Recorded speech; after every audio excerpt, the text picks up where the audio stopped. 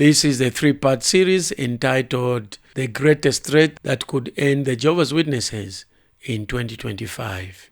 And we are looking at episode 3, the long-term fallout of legal battles.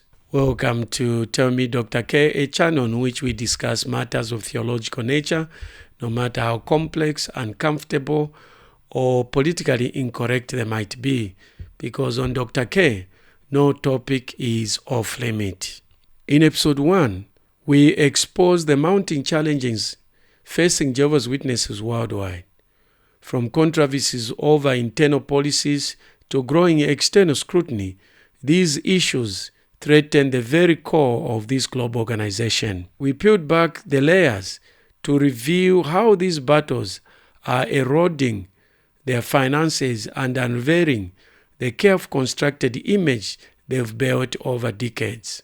In episode 2, we took you inside the cracks forming within their community, leadership struggles, a shrinking membership, and a growing discontent among once loyal followers painted a picture of a group at war with itself. As we examine how this organization is fraying under pressure, it became clear that this isn't just financial or legal crisis, it is an existential one. In episode 3, we dive even deeper to reveal the long-term fallout of these challenges.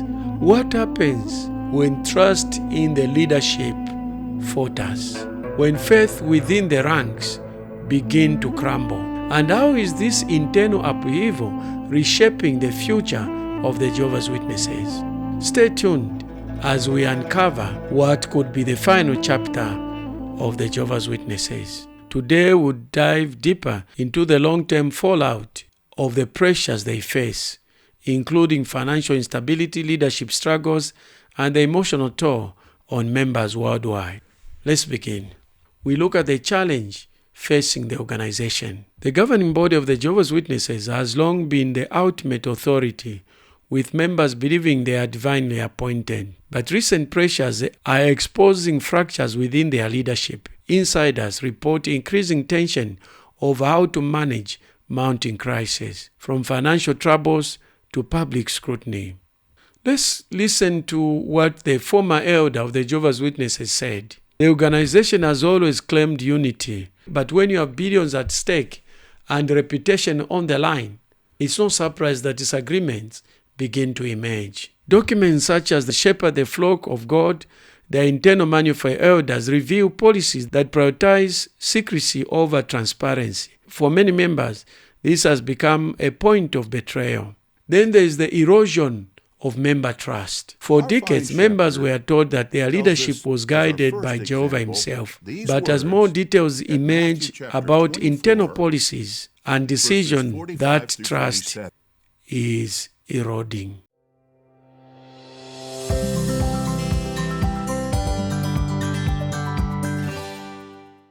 We know the Master Jesus found the faithful and discreet slave spiritually feeding right-hearted ones in 1919, and at a future time will appoint him over all his belongings. So what's the implication? Obviously, even now, Jesus fully trusts the faithful slave. And all of us, even individual members of the governing body, should do the same. For example, I thought the governing body had all the answers. Now I'm not sure. Let's now look at financial and structural impacts. Over the past decades, Jehovah's Witnesses have sold off millions of dollars in real estate, including their iconic Brooklyn headquarters. While these sales provide temporary financial relief, the sheer pace suggests a deeper issue. Liquidating assets is often a last-ditch effort. It's a way to buy time, but it rarely solves the underlying problems.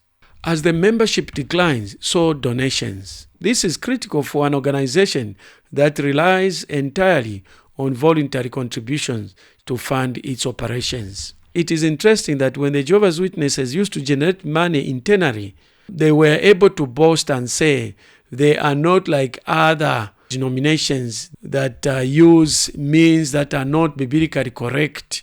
And they even said God does not bless such means of mobilizing resources. And here is a clip from the former member of the governing body, Anton Morris III, condemning other Christian denominations about the way they mobilize resources and contrasting that with the way the Jehovah's Witnesses actually mobilize resources.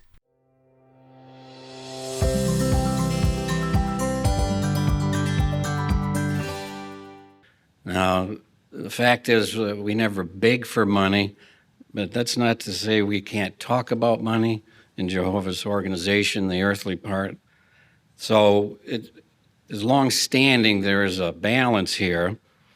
Going back to the Watchtower, I said a very long time ago, we have never considered it proper to solicit money for the Lord's cause after the common custom, referring to Christendom. It is our judgment that money raised by the various begging devices in the name of our Lord is offensive, unacceptable to him. It does not bring his blessing either upon the givers of the work accomplished or the work accomplished. So we do not need to be coerced into giving. We gladly use our money to support kingdom activities.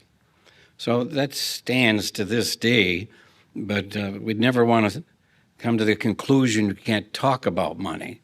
Money has to be discussed in these last days, this system. It meets a response in all things. So I thought we'd take some thoughts from the Kingdom book, 3 reasons why we're willing and so willing to give. Some beautiful thoughts. Well, now, if you are enjoying this program, don't forget to like, subscribe, and smash that notice bell so that every time I upload a new video, you will be notified. And then you can choose whether to watch it later, or not watch it at all. If you have any question, clarification, or you just want to make a contribution and make your voice heard, please put it in the comment section below. We value your comments. We value your contributions because this gives us feedback and tells us whether we are doing the right thing or not. After the Miswakad ruling that religious organizations should also start paying taxes, the Jehovah's Witnesses also started mobilizing money from their followers, similar to what other Christian denominations do. In fact, for them, it is even worse because there is a lot of psychological manipulation to giving. The coercion to give to Jehovah's work is so subtle that members remain with no option but to be able to give, in spite of them drumming on the rooftop that giving must be voluntary. Let's look at the member and community impact. For many, leaving Jehovah's Witnesses isn't an option.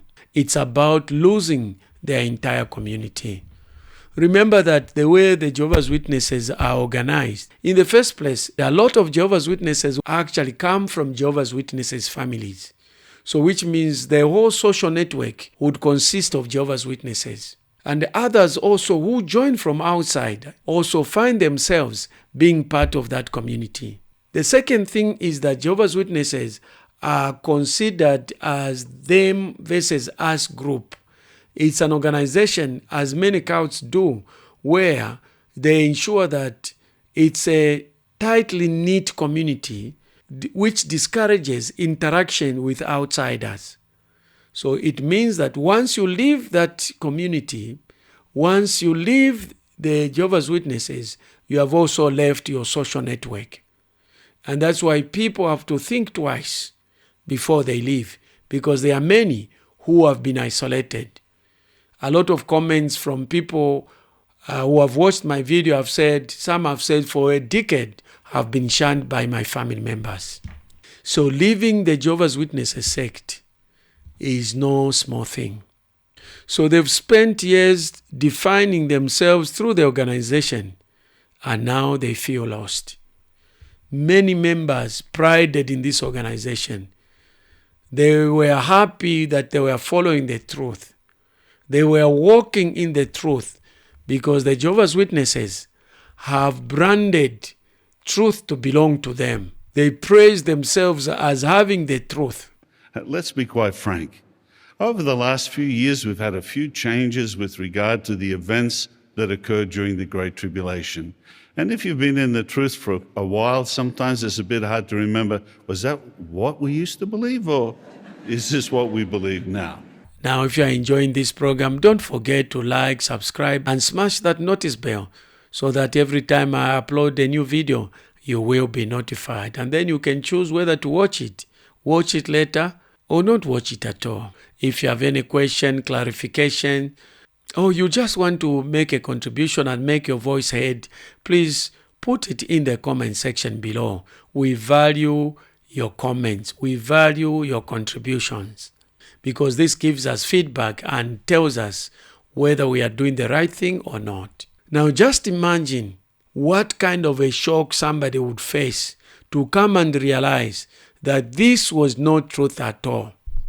Your life gets shattered. Your perception of what truth is, the perception of who God is, and spirituality falls apart. And a lot of Jehovah's Witnesses, when they leave, they become atheists. A viewer of one of my videos said, the Jehovah's Witnesses taught me the Bible so well that I've become an atheist.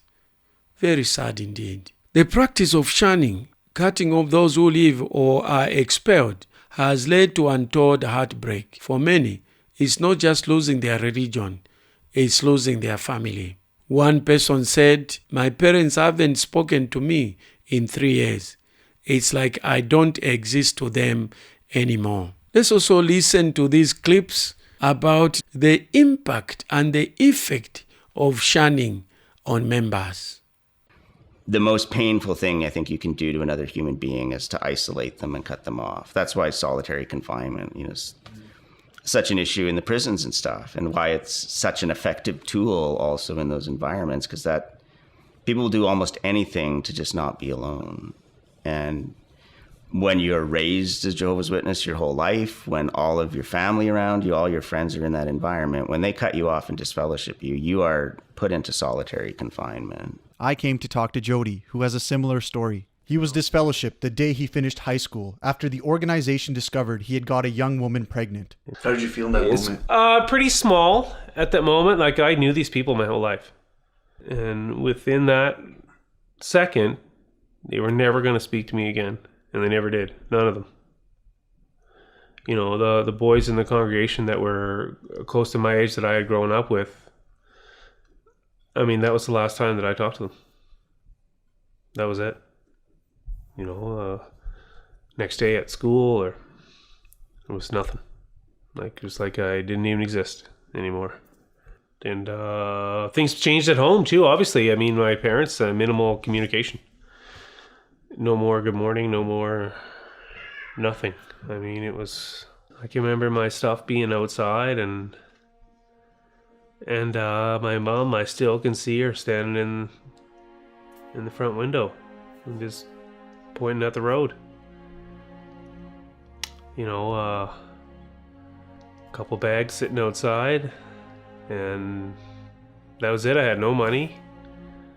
I had nothing. And your mother has stopped talking to you because you were disfellowshipped, right? Yeah. Is that tough? It's very odd knowing that your mother supposedly cares for you. At least I'd like to think that she does, or that she did at one point. But she doesn't talk to you anymore, or come to visit you, or, even send you cards in the mail. And you are their only child, right? Yeah, correct. Wow. Yeah, and my mom is also an only child. So my maternal grandmother, I'm her only grandkid. And now there is the public perception. As more stories emerge, public perception is shifting. Once seen as a quiet, law-abiding group, Jehovah's Witnesses are now under intense scrutiny. What is the future of this organization?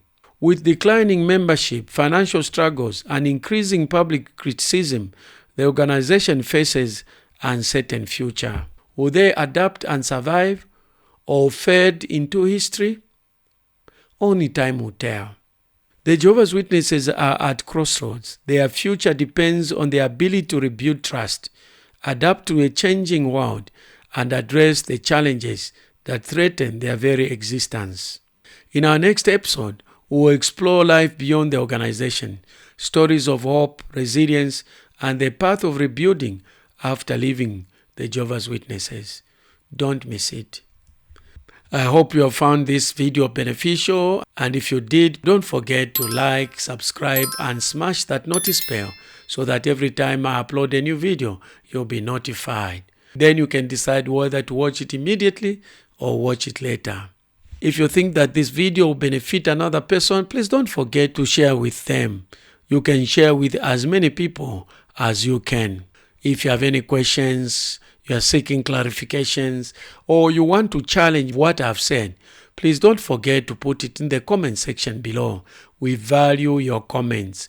This is the 3-part series entitled The Greatest Threat That Could End the Jehovah's Witnesses in 2025. To watch part 1 of this video, click on this link. Now to watch part 2 of this video, click on this link.